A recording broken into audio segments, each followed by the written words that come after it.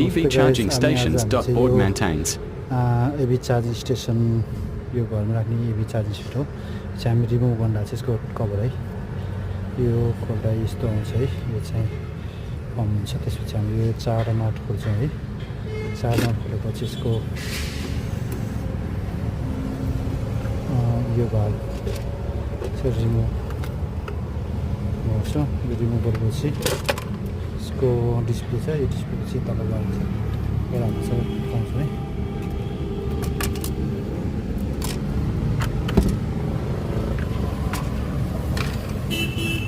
सानो बोर्ड चाहिँ यस्तो रहेको छ भित्रै यो चार्जिङ केबल हो यो चाहिँ हाम्रो जहाँसम्म यो चट्याङले चाहिँ हाई भोल्टेजले गएको भन्ने कुरा थियो है यहाँ डढेको रहेछ एउटा है यो फेरेपछि यसको चाहिँ